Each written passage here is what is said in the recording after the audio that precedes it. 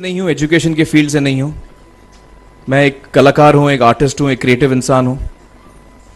और आप लोग बेहतर जानते हैं एजुकेशन के बारे में। इतने साल से आप एजुकेशन चला रहे हैं।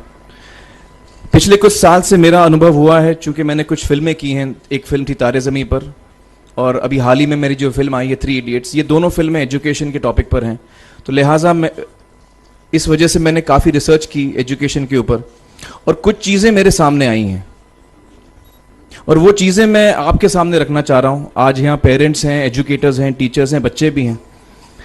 हो सकता है पता नहीं मैं कितना सही बोल रहा हूँ, गलत बोल रहा हूँ, लेकिन मेरे कुछ विचार हैं जो मैं आपके सामने रखना चाहूँगा एजुकेशन से जो जिनका संबंध है।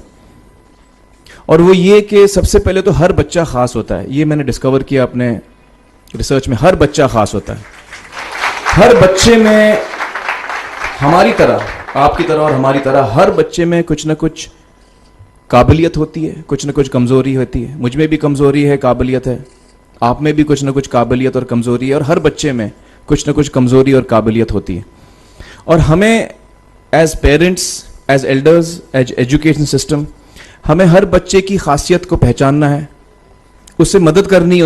उसकी क्या खासियत है, उसका क्या दिल चाहता है, उसे किस चीज़ में खुशी मिलती है, वो हमें उसको हेल्प करना है कि हम उसको वो ढूंढ सके, और उसमें हमें सपोर्ट करना है। और जो उसकी कमज़ोरी है उसमें हमें उसको सपोर्ट करना है।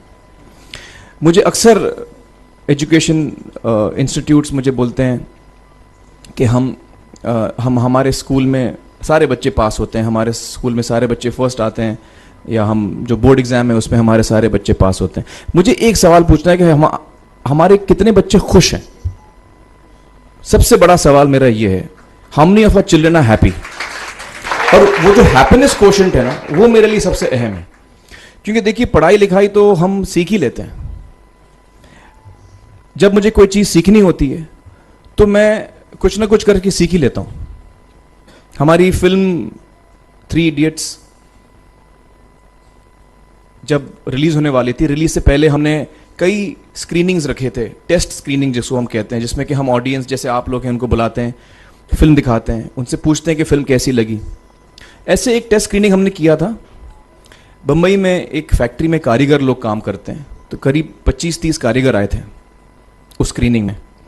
स्क्रीनिंग के बाद एक कारीगर था, उसने मुझसे एक सवाल पूछा। उसने मुझसे ये पूछा, आप लोगों ने फिल्म देखी है 3 इडियट्स? उसने मुझे एक सवाल पूछा जो बहुत कमाल का सवाल था। उसने मुझे ये सवाल पूछा कि सर, पिक्चर के अंत में हमें पता लगता है कि आप तो रणछोड़ दास थे ही नहीं, रैंचो तो थे ही नहीं आप, तो सर्टिफिकेट तो आपको मिला नहीं, वो तो जावेद जाफरी को मिल गया। तो आप इतने बड़े साइंटिस्ट कैसे बन गए?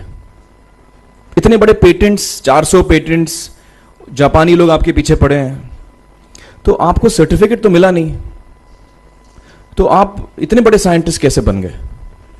बहुत ही अहम सवाल है ये, बहुत ही इंपॉर्टेंट सवाल है।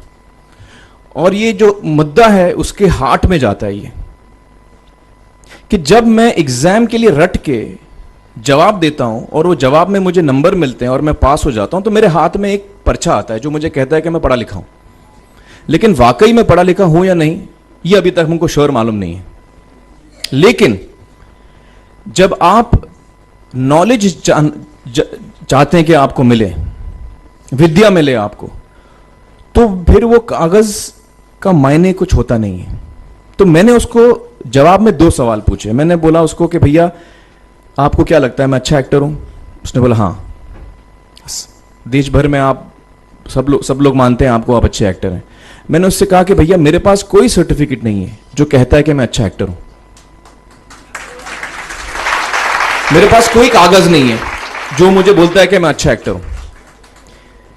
मैंने फिर उससे एक सवाल पूछा कि मैंने सुना आप बहुत अच्छे कटर हैं, आपके जो बॉस मुझे बताते हैं कि आप उनके मेन कटर हैं और आपकी बड़ी इज्जत करते हैं वो, आपके पास कोई पर्चा है, सर्टिफिकेट है जो मुझे बताता है कि आप कटर हो? उसने बोला नहीं सर।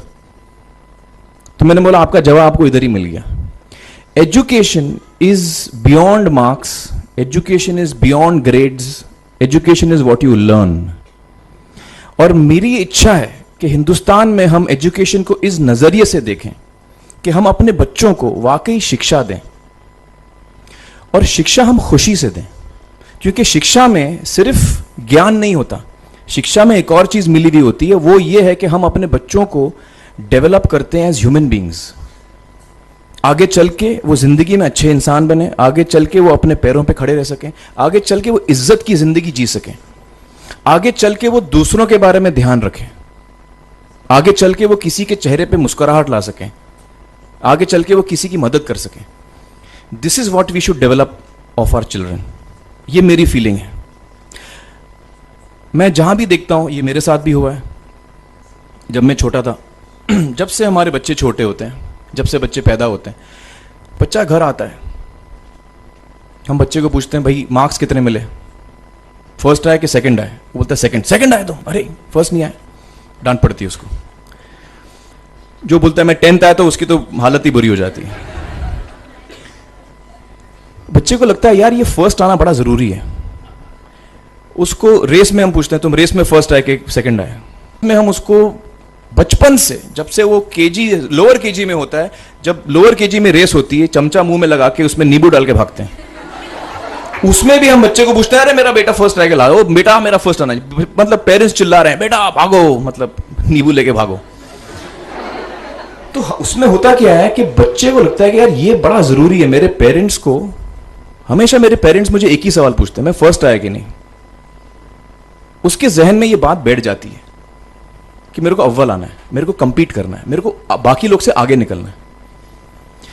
टीचर्स भी यही सवाल उसको पूछते हैं आमतौर पे। ये मेरे साथ हुआ है।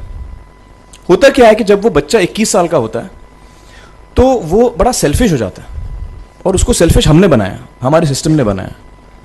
वो अपने बारे में सोचता है और किसी के बारे में नहीं सोचता है, क्योंकि यही हमने उसको ट्रेन किया है बचपन से। बचपन से हमने उसको यही ट्रेन किया कि बेटा तुम पहले आना, बाकी सब लोग को भूल जाओ।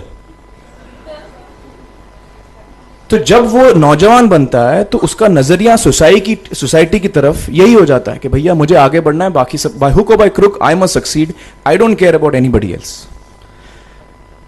मेरा ये दिल कहता है, मेरा ये दिल चाहता है कि अगर हम जितने यहां पेरेंट्स हैं, एडल्ट्स हैं, यंगस्टर्स हैं जो कल जाके पेरेंट्स बनेंगे, अगर हम अपने बच्चों को ये सीख दें जब वो छोटे हैं, जब वो घर आए हम उसको ये सवाल पूछें, ये नहीं पूछें कि मार्क्स कितने मिले, उसको ये पूछें कि बेटा आज तुमने किसकी मदद की, आज तुमने किसके चेहरे पे मुस्कुराहट लाई। अगर हम उसको ये पूछें तो उसको ये लगेगा कि यार जरूरी ये है। मेरे पेरेंट्स मुझे हमेशा ये पूछते हैं, मार्क्स का तो कभी पूछते नहीं, वो मुझसे ये पूछते हैं कि भैया तुमने किसको हेल्प किया आज। तो हेल्प करना लोगों को, लोगों के बारे में सोचना, लोगों के चेहरे पे मुस्कुराहट लाना, ये मेरे पेरेंट्स के लिए बड़ा इंपॉर्टेंट है। साइकोलॉजिकली वो इस चीज के साथ बड़ा होगा। स्कूल वही जाएगा, पढ़ाई लिखाई वही करेगा, वो उसका नजरिया थोड़ा बदल जाएगा। जब वो बच्चा नौजवान बनेगा, 21 साल का होगा, और सारे बच्चे उस उम्र के जब 21 साल के होंगे, हमारी सोसाइटी चेंज हो जाएगी।